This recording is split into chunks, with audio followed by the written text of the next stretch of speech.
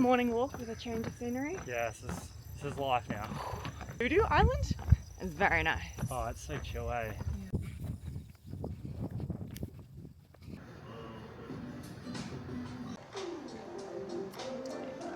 Hello. Good morning. Welcome to the Cozy Chats at Voodoo Island. Yeah, we're on this tiny little island off a tiny little island in South Korea. Which actually feels like not that tiny. It's so quiet too. We've got e-bikes and we're just riding around. Yeah, just having fun. Yeah. Living life. It's good. And the sun's finally out. It's been so many days, hey? Yeah, so many days of It's rain. been like a week of rain. Trust the divine plan though, because I've got so much more appreciation right now for the sunshine. I think we were meant to have rain because we had planned to do this content, like we said yesterday. That just wasn't aligned to us. Yeah, we planned some massive days of content. And now we're a bit more aligned and we kind of know what we want to do, like these chats. These chats are It good. feels good to just sit down and have a coffee and speak from inside. Yeah, and share what we want to share and have conversations with people. Yeah, how are you feeling off yesterday's chat? I feel good. I feel more open in that space of being vulnerable. I like being in that space because I feel like my whole life I've not been vulnerable. It's been very hard to open up, and now putting it on camera and opening up to YouTube is like top tier vulnerability, like just putting it out to social media and you can have anyone say anything to your vulnerability, which is a lot. So I feel good from that. And I'm excited to keep exploring it. Yeah, you've grown so much in vulnerability, hey? Yeah, it's been a journey. I remember when we first got together and Sarah struggled to like look me in the eyes for longer than 3 seconds because Yeah, it was hard. the intimacy or something was just too much for you. It was really scary. Yeah. Yeah.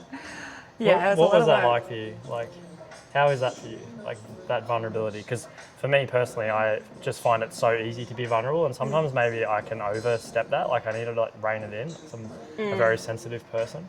When we first got together, Adam said to me once, he's like, you need to be more vulnerable, you need to be more feminine. And I was like, I don't know how to do that. And at the time I didn't understand that that was something you can grow in, because I'm healing masculine wounds as well. And I had no idea how to be masculine. I still kind of, I think it's something I'll just be working on for a while, but yeah, it's hard to know what you don't know. Yeah. Or what actually like the divine masculine, divine feminine is that everyone speaks about. But yeah, when we first got together, Adam was like, you need to be more feminine. I was like, I don't even know what that means or what that looks like.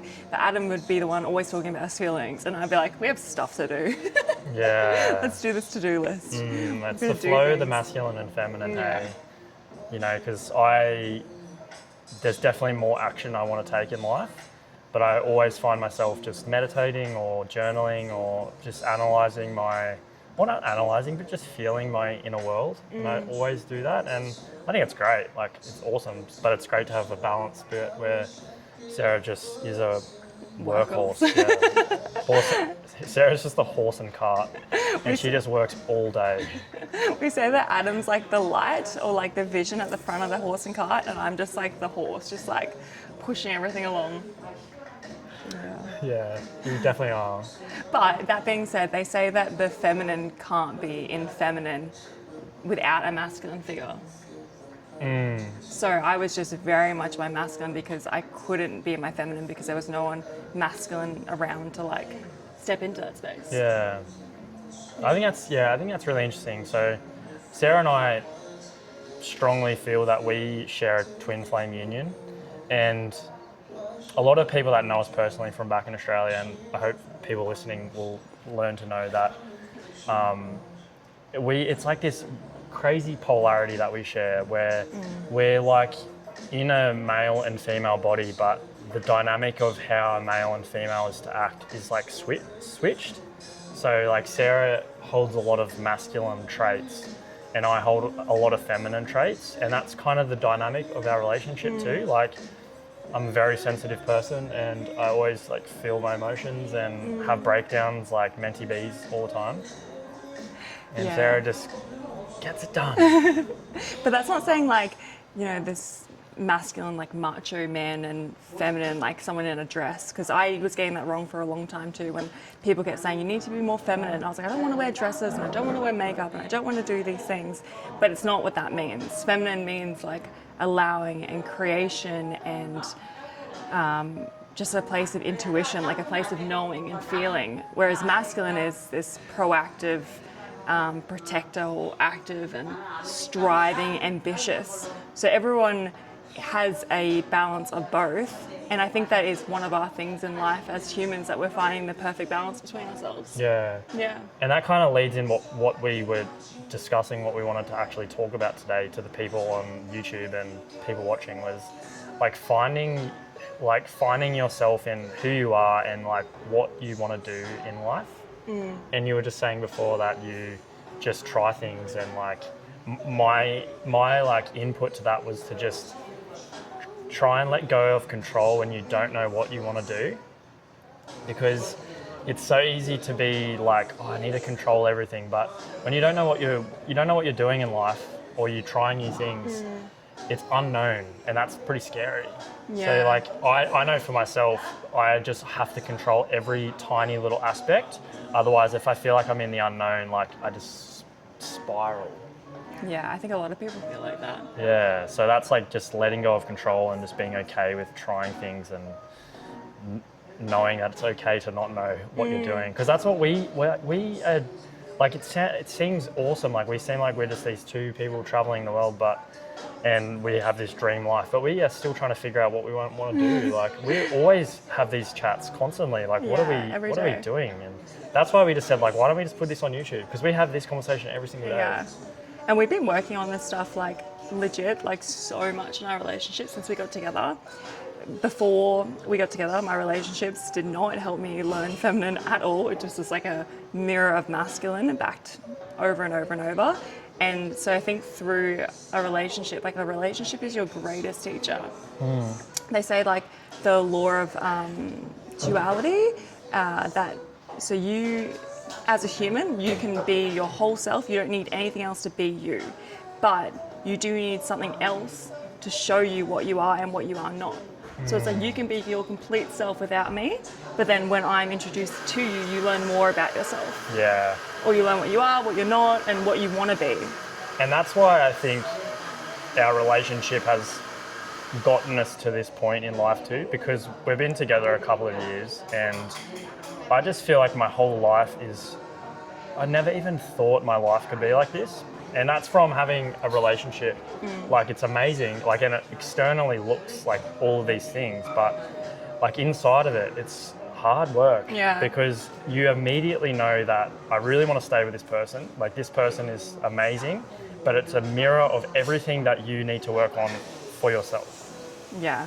And that's basically been this twin flame union that we have been working through and sharing for like this lifetime, probably millions of lifetimes. But yeah, like I didn't know I'd be here, and I still don't really know what I'm doing, and I don't think really anyone does. But I think we all just want to like find that thing and just feel complete, but you never do.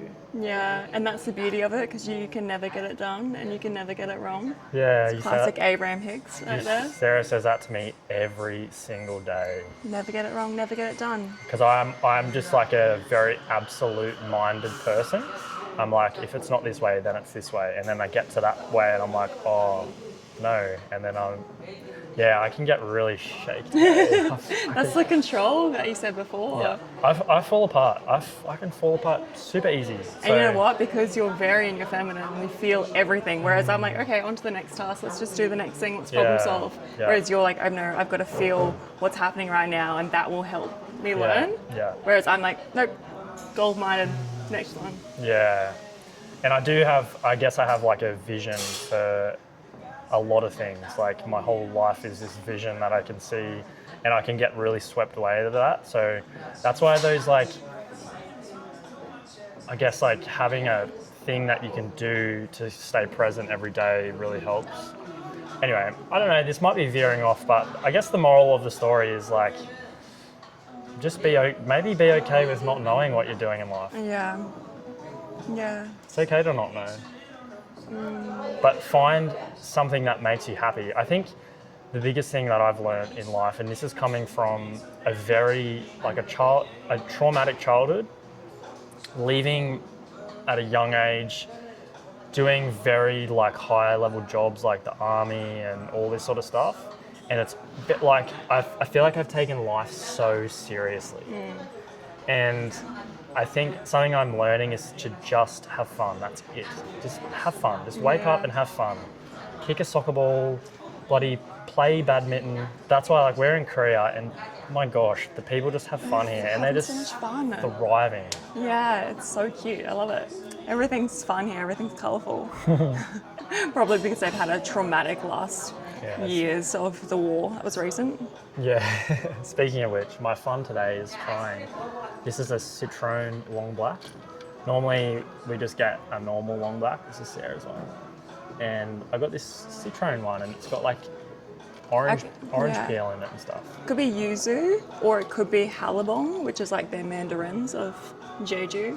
Something that's helped me, I think, with leaning into what you want to do and just having fun with that is in the book Conversations with God. You need to give them some context about Conversations with God. I'll just say that, I guess. Conversations with God by Neil Donald Walsh is a book where Neil, the author, was going through a very, very tough time in his life and he kept writing these letters to God, like as in a Christian figure of God. And then he's writing these letters, very angry, and then one day his hand started writing for him, essentially, and started writing back to him. And he was like, he asked a question that was very angry, and the God or the person or the entity or the spirit writing back to him basically just cut him down. And then from there, this whole book series came about, where there's now 4 books of Neil asking God or spirit questions, and then them answering in written format. So one of the things that God or spirit or whatever you like to say, a higher power, says about finding the things that you want to do is that it's so important for you when you feel good doing something that you really lean into that. Like you don't have to question whose idea about like what feels good or what morals or what ethics or what rules are making you be within that feeling good, or don't have to question why it feels good. Like if it feels good for you, just fully lean into it. And I think I'm really learning that a lot because I've had like things that feel good and I'm like, oh, but someone doesn't like that about me, or no, someone I said I need to do this, or there's this rule in place. I'm a bit of a stiffer for the rules, to be honest. So I'm learning that. But if you lean into what feels good, then from that, you can't ever question if it was the right thing or not, because if you lean into it and it feels good and you just go down that path for a while, if it changes, it's okay, because that's what felt good at the time. So I think that when we were doing on YouTube the last couple episodes or vlogs that we've done, that they felt good at the time, like I'll take them. Yeah. Now looking back, it's pretty inauthentic of us, but at the time, if we didn't lean into that and actually do what felt good at the time, we wouldn't have learnt those lessons. Yeah. We wouldn't be here now. 100%. Yeah, 100%. It's good though. Like I think it's like you are in touch with your spirit too, to know that, like we spoke about yesterday about, if you haven't watched yesterday's, we talked about burnouts and what a burnout is, and that can be when you're on the wrong path and your soul is trying to say to you like, this is actually taking energy from your being and you need to get back on the right aligned path, because when you're doing something so aligned to you, it would give you so much energy. And like we said yesterday when we got off this video, that vlog yesterday, like we were energized because just talking to camera like this, in this like conscious and open, vulnerable way, it's like we're talking to someone listening and watching, and it's like giving us energy because we feel like we can be helping or supporting someone that might need it, or giving someone some awareness in their own life. Instead of just doing something like, I don't know, whatever, a challenge or something that we've done, like, which is so fine, and we probably will do vlogs about that. But like as human beings, like some people just want to do one thing, like we want to do these deeper chats and that feels really good for us. But yeah, if you find something you want to do, like because I think we emulated how our content should be because we watched other videos. For sure. And like you were just saying before, it's like we thought it had to be like that because they were successful or they were having fun doing it, and then we tried it and we burnt out and we're like, why are we burning out? Yeah. And it's just because it's just not our thing, and that's why you just go like, okay, no, just try something different. That doesn't work, and sometimes it can take so long. Yeah. Like it could take years. Like we would I did bodybuilding for like, it took me 5 years before I got on stage for the first time. It took me 5 years. I did one show. I had the biggest burnout of my whole life, and I've realized like, oh God, I just like spent so much time doing this thing, which I got so many lessons out of. But you just have to tweak it and go, no, okay, next thing. And once you find that thing, This is the whole you never get it wrong and you never get done. yeah. And do you ever find the thing? Maybe not. Like maybe we're doing the thing right now, but we're like, you get into this habit with your mind of searching for that thing constantly. Yeah, the constant. Instead of just going like, no, I'm here. Because right now, what we're doing right now in our life, oh my goodness. For But the I last know- couple of years, I would have been like, that is it. Like Yeah. you've made it and now the goalpost has changed. Like you just keep moving the goalpost. Yeah. That's why you have to be so present and just so You grateful. absolutely do. My mind is like, oh, like, okay, I'm here. For the past like 8 months, we've been getting ready for this world trip. And now that we're here and doing it, my mind's like, oh, but where's the thing? Because my Yeah. mind is The next step. programmed to like think about where that thing is, like constantly trying to search it. So it's just like every day you just need to like reprogram the mind and just know that like what you're doing right now is just where you're at. You're exactly where you need to be, doing exactly what you need to be doing. Yeah. I think that's beautiful, babe. I think that's us. This is our daily vlog. We're doing this every single day. So if you're watching this for the first time, hello, and we are the Barefoot Boaties. And if it resonates with you, consider like subscribing to the channel. We'll see you tomorrow. See you tomorrow. Bye. See ya.